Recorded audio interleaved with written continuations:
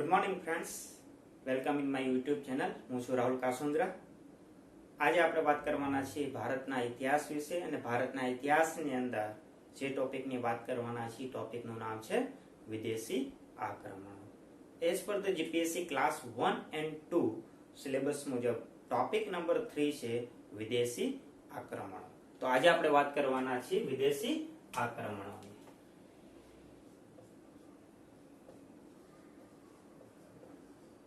વિદેશી આક્રમણો.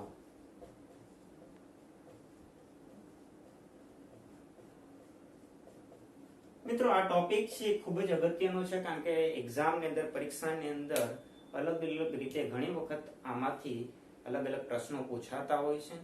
ટોપિક બહુ ઈઝી છે, ટોપિક બહુ શોર્ટ છે, બહુ ડીપની અંદર નથી. માત્ર ખાલી આપણે ધ્યાન ફોકસ કરવાનું છે, થોડી ઘણી વસ્તુને યાદ રાખવાની છે, સમજવાની છે. તો શરૂઆત કરીએ આપણે વિદેશી આક્રમણો. તો શરૂઆતમાં મિત્રો હું તમને પ્રથમ અહીં એક નોટ ડાઉન કરી દઉં કે જે પણ વિદેશી આક્રમણો થયા છે, વિદેશી આક્રમણની આપણે વાત કરશું એ પ્રાચીન ભારતમાં થયેલા વિદેશી આક્રમણની વાત કરશું. તો ક્યારે થયેલા આક્રમણો છે? આ પ્રાચીન ભારતની અંદર થયેલા આક્રમણો છે. અહીં કોઈ આપણે બ્રિટિશ સલ્તનત કે મુઘલ સલ્તનતની વાત આપણે કરશું નહીં. પ્રાચીન ભારતની અંદર જે લોકો વિદેશીઓ દ્વારા જે આક્રમણ કરવામાં આવ્યું હતું એની આપણે વાત કરશું. તો સૌ પ્રથમ વિદેશી આક્રમણની વાત કરીએ તો વિદેશી આક્રમણની અંદર મિત્રો બે મોટા આક્રમણો ઇતિહાસની અંદર નોંધાયેલા છે. એમાંથી પહેલું મોટું વિદેશી આક્રમણ હતું એ છે ઈરાની લોકો દ્વારા થયેલું આક્રમણ, જેને આપણે ઈરાની આક્રમણ તરીકે ઓળખીએ છીએ. તો પહેલું આક્રમણ કયું? ઈરાની આક્રમણ. ક્યારે થયું હતું? તો એનો સમયગાળો આવશે ઈસવીસન પૂર્વ 518 ની અંદર આ આક્રમણ થયેલું છે. અને બીજું મોટું આક્રમણ છે એ આક્રમણનું નામ છે મકદુનિયા આક્રમણ. મકદુનિયા અથવા તો મેસેડોનિયા નું આક્રમણ. આ આક્રમણ છે કોના દ્વારા કરવામાં આવ્યું હતું? તો મિત્રો બધાને નામ એનું યાદ હશે. એમનું નામ છે એલેક્ઝાન્ડર સિકંદર. સિકંદર દ્વારા મેસેડોનિયાનું આક્રમણ કરવામાં આવેલું હતું. તો ભારતની અંદર થયેલા વિદેશી આક્રમણોની અંદર બે આક્રમણ છે એ મુખ્યત્વે પ્રાચીન ભારતના સમયની અંદર થયેલા છે. તો આમાંથી સૌપ્રથમ આપણે વાત કરી ઈરાની આક્રમણની. મિત્રો હવે ખાસ ધ્યાન આપજો, જ્યાં જરૂર લાગે ત્યાં નોટ ડાઉન કરતા જજો. હું અમુક પોઈન્ટ વાઇઝ લખતો જઈશ, જેથી કરીને આપણે એક્ઝામની અંદર નોટ્સ બનાવવામાં ઈઝી પડે.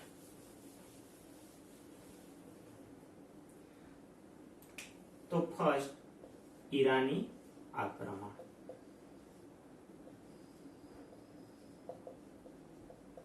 તો ઈરાની આક્રમણની અંદર મિત્રો યાદ રાખવાનું શું છે?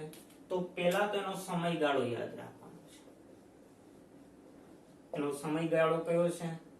ઈસવીસન પૂર્વે 518 માં ઈરાની આક્રમણ ઈરાની લોકો દ્વારા કરવામાં આવેલું.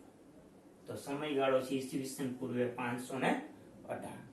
બીજું, આ આક્રમણ થયું એ વખતે એ લોકોનો કયા વંશ દ્વારા આ આક્રમણ કરવામાં આવેલું? તો એમનો વંશ છે હેખમની વંશ.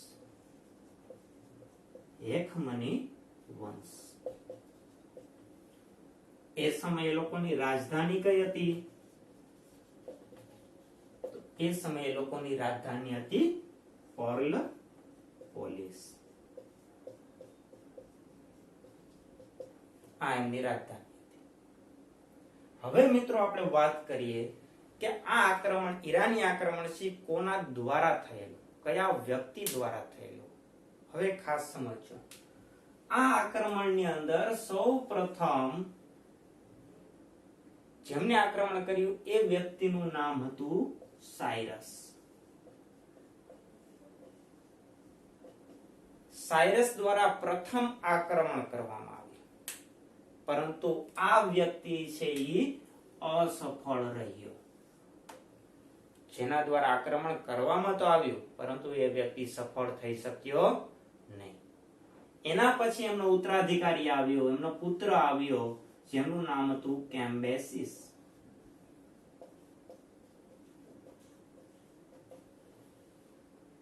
આ કેમ્બેસિસના સમયગાળા દરમિયાન કોઈ પણ ભારત પર આક્રમણ થયેલું હતું નહીં. એમના પછી એમનો ઉત્તરાધિકારી, એમનો પુત્ર આવ્યો, એમનું નામ હતું ડેરિયસ I.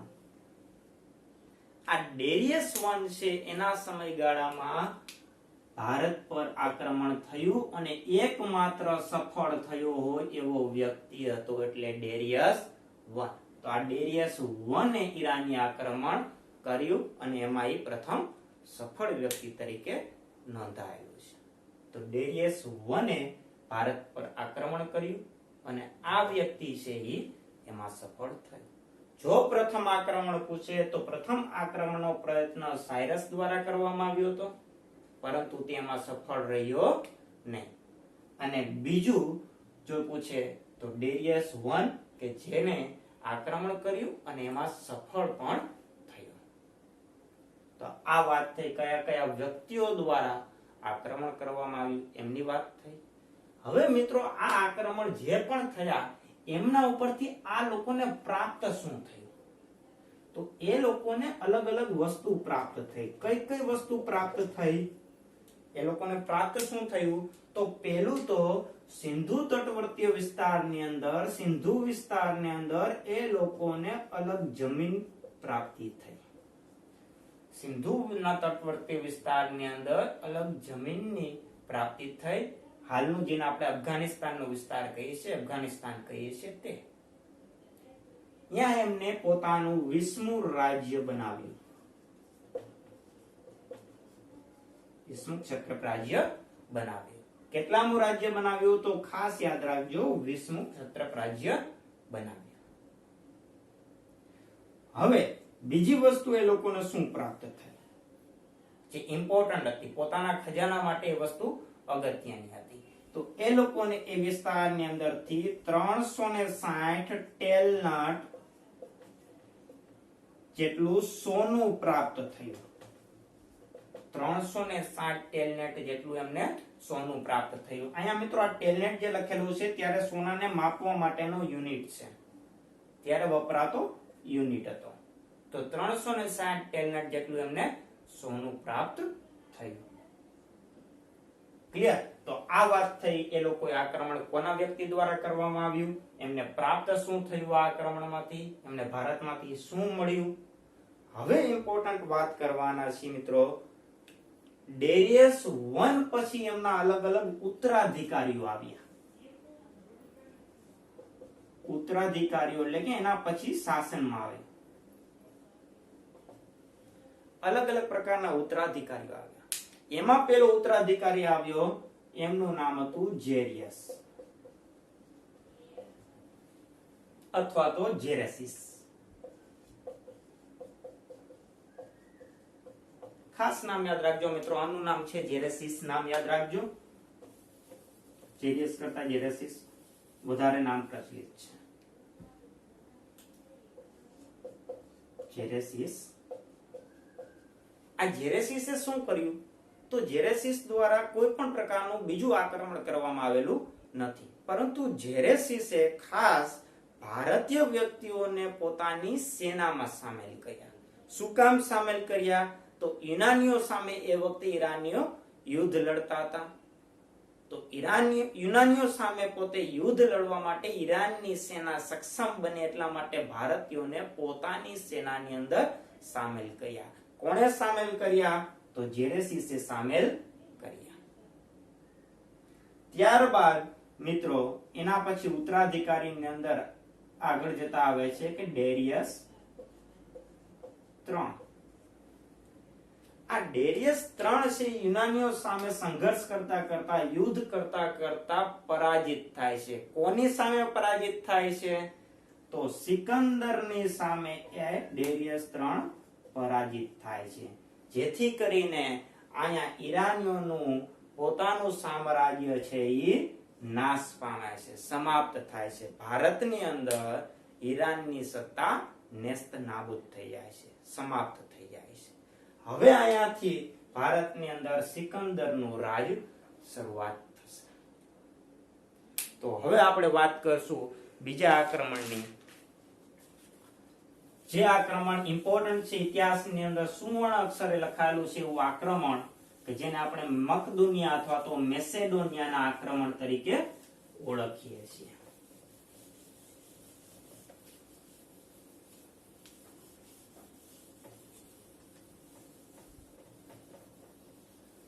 તો બીજું આક્રમણ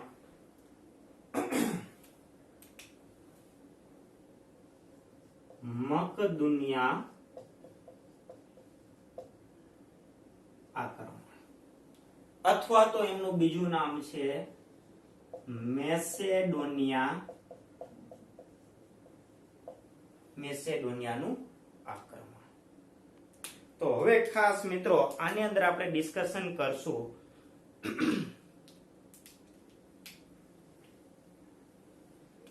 કોના દ્વારા આ આક્રમણ કરવામાં આવ્યું હતું. ઈરાની આક્રમણ ખતમ થયું, એનું સામ્રાજ્યનું પતન થયું. એના પછી સિકંદર દ્વારા જે આક્રમણ થયું એનું નામ મકદુનિયા આક્રમણ અથવા તો મેસેડોનિયાનું આક્રમણ. તો મિત્રો અહીંયા ઇમ્પોર્ટન્ટ વાત આપણે કરશું. પેલું આમનો સમયગાળો. તો આ યુદ્ધ છે એ કયા સમયની અંદર થયું હતું? તો યુદ્ધનું આક્રમણનું સમયગાળો છે ઈસવીસન પૂર્વે 326 ની અંદર આ આક્રમણ થયું ભારતની અંદર. કોના દ્વારા આક્રમણ કરવામાં આવ્યું? કયા વ્યક્તિ દ્વારા આક્રમણ કરવામાં આવ્યું? તો કોના દ્વારા? તો ઈ નામ આવશે Sikandar, Alexander Sikandar. Alexander Sikandar. Clear મિત્રો? હવે આપણે અહીંયા મેઇન વાત કરવાના છીએ. કયા વ્યક્તિની વાત કરવાના છીએ? એ એલેક્ઝાન્ડર સિકંદરની આપણે વાત કરવાના છીએ. આખો ઇતિહાસ છે એ સિકંદર ઉપર આપણે હવે ભણશું.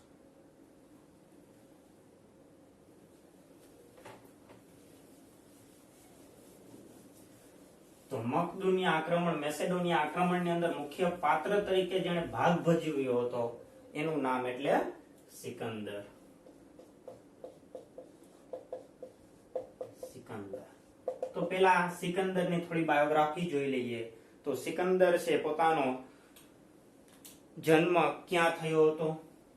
તો સિકંદરનો જન્મ છે એ મકદુનિયા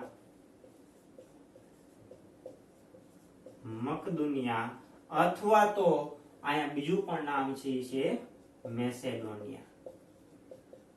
મેસેડોનિયામાં થયો હતો. ક્યારે? તો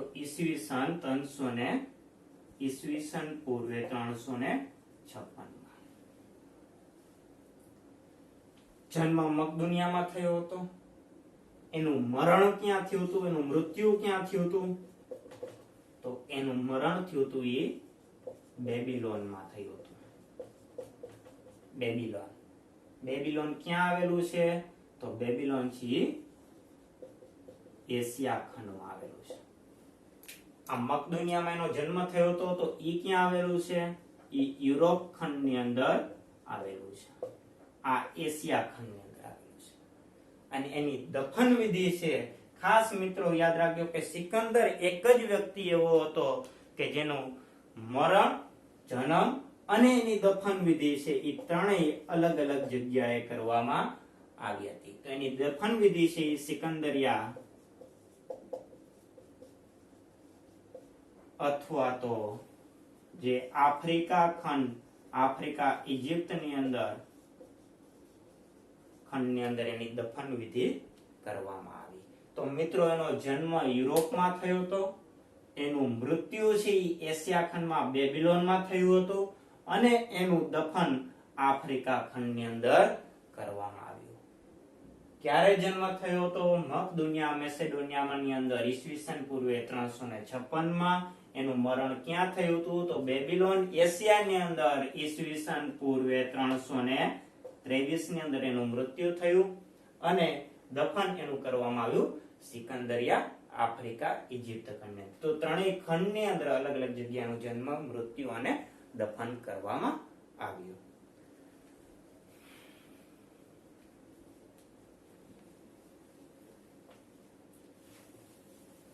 હવે મિત્રો ખાસ હવે આપણે યુદ્ધની વાત કરવા જઈ રહ્યા છીએ. હવે આ આક્રમણ સિકંદર દ્વારા કેવી રીતે કરવામાં આવ્યું, કોની મદદથી થયું, આ બધી વસ્તુનું આપણે ડિસ્કશન કરવા જઈ રહ્યા છીએ. તો પહેલી તો વસ્તુ કે સિકંદરમાં ભારતમાં પ્રવેશ કેવી રીતે કર્યો. તો સિકંદર ભારતની અંદર વાયવ્ય સરહદે આવેલી હિન્દુકુશ પર્વતમાળા સુધી એ શરૂઆતમાં આવેલો, તો ત્યાં સુધી એ આવ્યો હતો. તો હવે સિકંદરનું યુદ્ધ કોની સાથે થયું. તો સિકંદરનું યુદ્ધ અલગ અલગ રાજાઓ સાથે થવાનું હતું, પરંતુ બદનસીબ કે અલગ અલગ રાજાઓએ એમની શરણાગતિ સ્વીકારી લીધી. તો મુખ્યત્વે તક્ષશિલાના રાજા, તક્ષશિલા ત્યારે રાજ્ય હતું, તક્ષશિલાના રાજા અને બીજો રાજા આવશે રાજા શશિગુપ્ત. તક્ષશિલાના રાજા અને બીજો રાજા શશિગુપ્ત, આ બંને સિકંદરની શરણાગતિ સ્વીકારી લીધી. અમુક રાજ્યોની જે રાજાઓ હતા એમની સાથે એમની સંધિઓ ચાલતી એ સમયે, પરંતુ એમને દગો આપી અને સિકંદરની શરણાગતિ સ્વીકારી લીધી. કયા કયા રાજાઓએ? તો તક્ષશિલાનો રાજા જેનું નામ હતું આંભીકુમાર, આંભીકુમાર અને રાજા શશિગુપ્તે સિકંદરની શરણાગતિ સ્વીકારી લીધી. પરંતુ એક વ્યક્તિ એવો આવ્યો, ત્રીજો રાજા, કે જે ભારતના ઇતિહાસમાં જે રાજાને આપણે પોરસ રાજા તરીકે ઓળખીએ છીએ, પોરસ અથવા તો પુરુ રાજા. આ વ્યક્તિએ સિકંદરની શરણાગતિનો સ્વીકાર કર્યો નહીં, એટલે શરણાગતિ એમને સ્વીકારી નહીં, જેથી કરીને પોરસ રાજા, પુરુ રાજા અને સિકંદર વચ્ચે યુદ્ધ થયું. કોની કોની વચ્ચે? તો પુરુ રાજા અને સિકંદર વચ્ચે યુદ્ધ થયું. તો આ યુદ્ધનું નામ છે હાયડેસ્પીસ યુદ્ધ, જેનું બીજું નામ છે જેલમ યુદ્ધ. શું કામ? કારણ કે આ યુદ્ધ છે એ જેલમ નદીના કિનારે આ યુદ્ધ થયું હતું, એટલા માટે એમને જેલમ યુદ્ધ કહેવાય છે. આ પોરસ રાજા છે એ શરૂઆતના સમયમાં જેલમ અને ચિનાબ નદીના વિસ્તારમાં એ રાજ્યમાં રાજા તરીકે હતા, અને એની સિકંદર વચ્ચે યુદ્ધ થયું. કઈ નદીના કિનારે યુદ્ધ થયું હતું? તો જેલમ નદીના કિનારે આ યુદ્ધ થયું, જેથી આ યુદ્ધને જેલમનું યુદ્ધ પણ કહેવામાં આવે છે, અને બીજું નામ છે હાયડેસ્પીસનું યુદ્ધ. તો હવે આપણે ડિસ્કશન કરશું મિત્રો હાયડેસ્પીસ યુદ્ધ અથવા તો જેલમ યુદ્ધની આપણે વાત કરશું.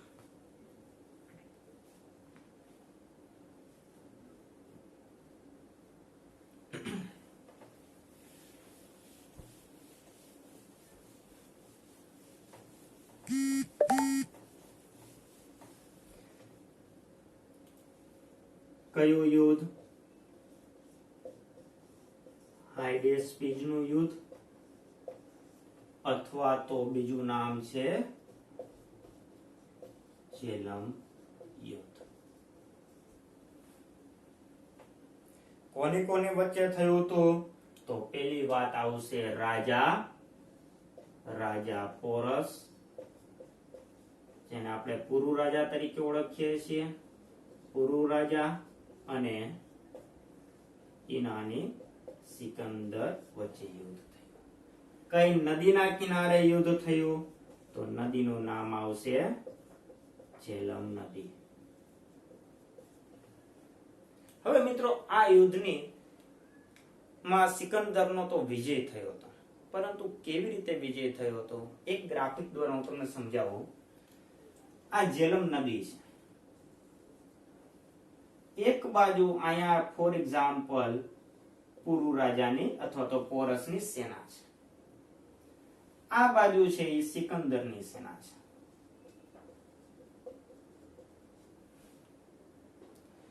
હવે મિત્રો યુદ્ધ એવી રીતે થયું કે અહીંયાથી આ નદીને પાર કરવી બંને સેનાઓ માટે શક્ય હતું નહીં, કારણ કે એ સમયગાળામાં વરસાદ પણ હતો, નદીની અંદર પાણી પણ ભરપૂર હતું, જેથી કરીને નદીને પાર કરી એક બીજી જગ્યાએથી સેના પાર કરી શકે એમ હતી નહીં. એથી કરીને સિકંદરની સેના જો નદીમાંથી પાર થઈ અને પુરુ રાજા પાસે જાય તો સેનાના માટે બહુ મહત્વનું અથવા તો બહુ કપરું કાર્ય હતું. જેથી કરીને સિકંદરે આવું કોઈ પણ પ્રકારનું ડિસિઝન લીધું નહીં કે આ નદી પાર કરી અને પુરુ રાજા પાસે પહોંચી શકાય, તો પોતાની હાર નિશ્ચિત થવાની હતી એવો એને ભય હતો. જેથી કરીને સિકંદરે શું કર્યું, સિકંદરે અમુક સૈનિકોને અહીં જ ઉભા રાખ્યા, જેથી કરીને પુરુ રાજાને કે પોરસ રાજાના સૈન્યને એવું લાગે કે પોતાના સૈનિકો ત્યાં ને ત્યાં ઉભા છે, એટલે થોડા ઘણા ગણ્યા ગાંઠ્યા સૈનિકોને અહીં ઉભા રાખ્યા. બાકીના સૈનિકોને છે એને બીજા રસ્તેથી એટલે કે 29-30 કિલોમીટર જેટલો આગળ રસ્તો કાપી અને અહીંયાથી નદી પાર કરાવી અને ફરીથી પુરુ રાજા ઉપર એ સૈનિકો દ્વારા ચડાઈ કરવામાં આવી, જેમાં પુરુ રાજાની સૈન્યનો વિનાશ થયો, નાશ થયો અને સિકંદરની સેના છે ભવ્ય વિજય થયો. તો આ સમયગાળા દરમિયાન સિકંદરે પોતાનું સામ્રાજ્યનું ભારતમાં સ્થાપના કરી. તો કેવી રીતે યુદ્ધ થયું મિત્રો એ સમજાઈ ગયું. તો આ રીતે સિકંદરે પોરસ રાજા ઉપર એટેક કર્યો, હુમલો કર્યો, યુદ્ધ થયું, જે યુદ્ધનું નામ છે હાઇડેસ્પીઝનું યુદ્ધ અથવા તો ઝેલમ નદીના કિનારે યુદ્ધ થયું હતું. આ નદી જે પાસ થતી તેનું નામ છે ઝેલમ નદી.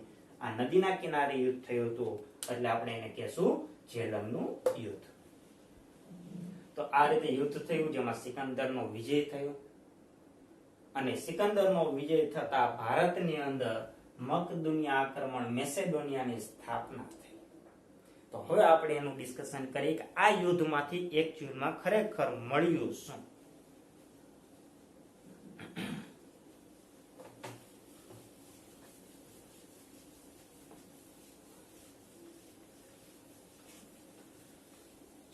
તો મિત્રો હવે વાત કરશું કે આ યુદ્ધમાંથી આ લોકોને પ્રાપ્ત શું થયું, મળ્યું શું યુદ્ધમાંથી.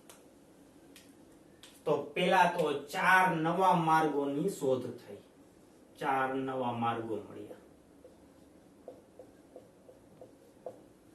જેમાંથી 3 સ્થૂળ માર્ગ હતા, 3 સ્થૂળ માર્ગ હતા અને 1 જળ માર્ગ મળ્યો, એક નવો જળ માર્ગ મળ્યો. તો 4 પેલા તો નવા માર્ગોની શોધ થઈ. બીજું આ લોકોને શું મળ્યું, તો બીજું આ લોકોને અગત્યનું મળ્યું એ નવા નગરોની રચના થઈ. કારણ કે સિકંદર છે એ પોતાને જેને કહેવાય છે કે પોતાના ખજાને કઈ ખોટ હતી નહીં, જેથી કરીને અલગ અલગ નગરોનું નિર્માણ કરતો હતો અને એ સમયની દ્રષ્ટિએ એ સમયમાં આધુનિક રીતે પોતાના નગરોનું રચના કરતો હતો.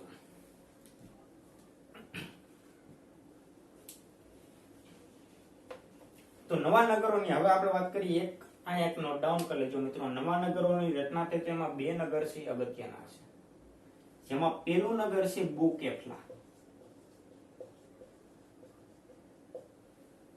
જે અફઘાનિસ્તાનમાં આવેલું છે. બુકેફલા આ નગરની રચના થઈ અને બીજું નગર એને વસાવ્યું એ સિકંદરિયા અથવા તો આને કહેવાય છે એલેક્ઝાન્ડરિયા. સિકંદરના નામ ઉપરથી જ આ નગરનું નિર્માણ થયું છે, સિકંદરિયા અથવા તો એલેક્ઝાન્ડરિયા. આવું એને 2 નગરોની રચના કરી. આ જે બુકેફલા નગર છે એ સિકંદરના એક ઘોડાનું નામ છે. એ પોતે યુદ્ધની અંદર ઘોડો એનો મૃત્યુ પામ્યો હતો તો એની યાદમાં એક નગર વસાવ્યું બુકેફલા અફઘાનિસ્તાન પાસે અને સિકંદરિયા અથવા તો એલેક્ઝાન્ડરિયા. આવા 2 નગરોનું એને મુખ્યત્વે નિર્માણ કર્યું. તો આ બંને નગરોની ખાસિયત શું હતી મિત્રો? આ બંને જે નગર છે એ ખાસ કરીને યુનાનીઓના રીત રિવાજ મુજબ ચાલતા હતા. યુનાનીઓના રીત રિવાજ મુજબના જ શહેરો હતા, નગરો હતા. ઈ ભલે સિંધ પ્રદેશના સિંધના તટવર્તી વિસ્તારમાં અથવા તો ભારતના પ્રદેશોમાં આ નગરોની રચના થઈ, પરંતુ એ ચાલતા હતા કના મુજબ? યુનાનીઓના રીત રિવાજ મુજબ આ શહેરો કે નગરો ચાલતા હતા. અને ત્રીજી મિત્રો, ખાસ કરીને ઇતિહાસમાં એવું કહેવાય છે કે આ સમય દ્વારા તિથિની રચના થઈ, આક્રમણ તિથિની શોધ થઈ. તો અલગ અલગ જે તિથિ પંચાંગો એ સમયગાળા દરમિયાન આવ્યા હશે. તો આ મિત્રો વાત થઈ આપણે મકદુનિયા તો અથવા તો મેસેડોનિયાનું આક્રમણ. તો અહીંયા આપણે આટલું ભણ્યા આજે ઈરાની આક્રમણ અને મકદુનિયા આક્રમણ કે જે સિકંદર દ્વારા આક્રમણ થયું હતું. Thank you. વિડીયો ગમ્યો હોય તો લાઈક કરજો, શેર કરજો અને મારી ચેનલને સબસ્ક્રાઇબ કરજો. Thank you. રાહુલ કાસુંદ્રા.